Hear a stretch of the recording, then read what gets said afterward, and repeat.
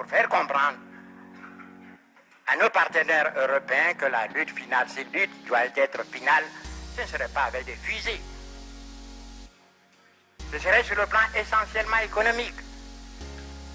Et l'Europe n'a pas de matières premières. Il n'y a que nous, l'Afrique. De loin, le grand propriétaire des matières premières, nous recelons. L'Afrique n'est pas suffisamment prospectée. Mais on peut admettre sans crainte de moindre démenti que nous sommes les premiers pour le faire, les premiers pour les bauxite. Quand on pense qu'en Guinée, il y a des siècles de réserves de bauxite, le manganèse, l'uranium, l'Europe a besoin de ces matières premières pour donner du travail à ses hommes, à ses ouvriers. Imaginez-vous la pauvreté se généralisant, la révolte des jeunes exploités par d'autres. Permettez-moi de ne pas aller loin dans ma pensée. Et si ces matières premières ne parvenaient pas un jour à l'Europe, voyez, notre ami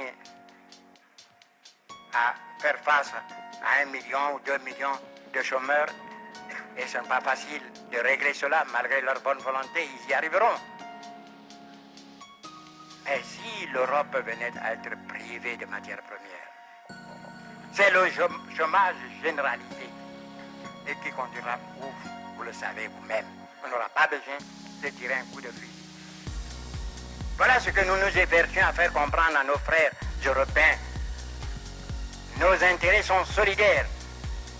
Il faut qu'ils nous aident à nous développer. Vous avez parlé de l'autosuffisance alimentaire. Nous en sommes conscients. Vous croyez que c'est de gaieté de cœur que nos frères tendent la main chaque année pour une aide alimentaire? Ils sont très dignes, mais n'ont pas le choix. Je l'ai dit en Côte d'Ivoire et c'est la pensée du jour qu'on récite chez moi. L'homme qui a faim n'est pas libre, et c'est vrai. Bienvenue sur ma plateforme. Je suis nouveau trainee.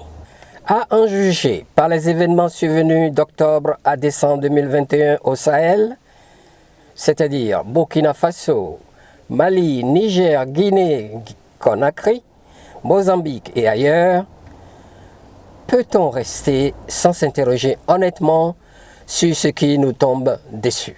Mon propos de ce jour est de répondre aux questions suivantes. Avec l'Occident dominateur et prédateur, à quoi s'attendre d'autre? Que demander de l'aide ou se la donner soi-même? Comment et pourquoi? Après avoir écouté le pathétique plaidoyer de notre vénéré, le vieux Félix Houphouët-Boigny, père de la nation de la Côte d'Ivoire et pilier incontournable de la France-Afrique, chers auditeurs et auditrices, connaissant les problèmes africains, voyez-vous fondamentalement un changement dans les conditions de vie des populations africaines en dessous du Sahara, après plus de décennies de coopération nord-sud? Moi, plutôt plus de dégradation sociale, économique, politique, religieuse et spirituelle. Avec l'Occident dominateur et prédateur, à quoi s'attendre d'autre? La réalité est la suivante. Depuis la proclamation de la bulle de sa sainteté le pape Nicolas V en 1454, décrétant la mise en esclavage des païens et sarrasins, c'est-à-dire les Noirs, jusqu'à la mise au ban de la République sud-africaine et ses nations voisines en novembre et décembre 2021, ainsi pénalisés pour leur franchise, transparence et savoir-faire scientifique s'agissant du variant Omicron du virus Covid-19 récemment identifié. La logique de domination et de prédation implacable par l'Occident est non seulement de piller d'autres contrées jugées antichrist, mais surtout d'esclavagiser les Noirs, d'inférioriser les peuples rencontrés sur leur parcours et de s'approprier leurs terres et biens. Dès lors, quoi de surprenant dans l'attitude de tous ces États dits démocratiques et de liberté? Rien. Que demander de l'aide ou se la donner soi-même? Depuis la fin de la Deuxième Guerre mondiale, avec insistance, notre vieux Félix Houphouët-Boigny, Léopold Sédar Senghor et bien d'autres, et bien sûr le Rassemblement démocratique africain, RDA, ont plaidé, voire commandé de l'aide de l'Occident, en particulier de la France. Mais pour quels résultats? Ils sont très visibles. Chômage massif et galopant. Exemple, 3000 docteurs chômeurs en Côte d'Ivoire seulement, octobre 2021. Vous pouvez imaginer le reste. Émigration massive de notre jeunesse vers des cieux dits cléments. Bien sûr, en Occident, chez nos prédateurs de tous les temps, où elle n'est pas la bienvenue. Insécurité à l'intérieur et à nos frontières héritées de l'Empire et de la colonisation. La vie chère, des infrastructures vieillissantes ou inexistantes, le système éducatif inadapté et sérieusement en panne, la recherche africaine à la traîne, le système de santé obsolète et ou à la traîne, nos institutions étatiques inféodées et corrompues, nos armées ne sont nationales presque toutes que de nom, nos économies à la remorque de l'économie du monde, exsangue ou à la traîne.